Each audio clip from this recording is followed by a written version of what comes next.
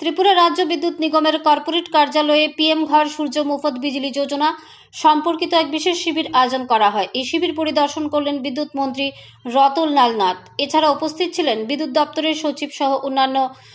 আগামী দিন বিভিন্ন সাব ডিভিশনেও এ ধরনের শিবির আয়োজন করা হবে। ব্যুরো রিপোর্ট, আরি, ধর্মনগর।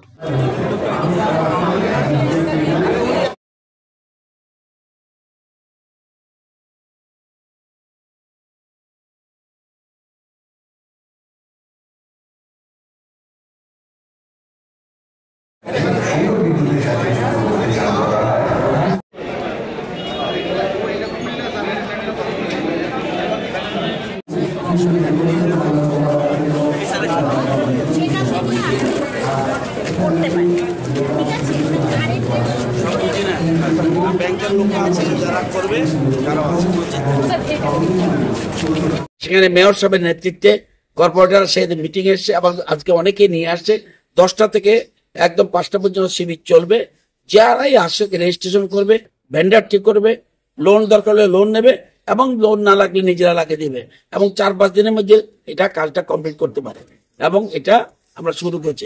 এবং এখানে কেউ কেউ আছে যে তারা 150 পর্যন্ত কমপ্লিট করেছে ভেন্ডাররা। তো আপনারা এই জন্য আজকে শিবিরের ব্যবস্থা। আমি নিজে এসেছি, আমাদের সেক্রেটারি হিসেবে এসেছেন এবং আমাদের টিএসইসিএল এর পুরো টিম আছে। আমরা সবাই মিলে বিদ্যুৎ এমন এক জিনিস, আপনি সবকিছুর জন্য ওয়েট করতে পারবেন, বিদ্যুতের জন্য ওয়েট করতে পারবেন না। এই যে আপনার মোবাইল দেখাচ্ছেন, এগুলিও চার্জ করতে হবে, আমার বিদ্যুতের উপর ছাড়া আপনি চার্জ করতে পারবেন না, মানে 1 মিনিট চলা যাবে না। সেই জন্য বিদ্যুৎটাকে আমরা সবচেয়ে বেশি গুরুত্ব দিচ্ছি।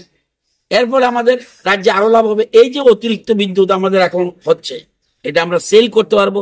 আমরা আমাদের রাজ্যের অর্থনৈতিক ভিত আরো শক্তিশালী হবে।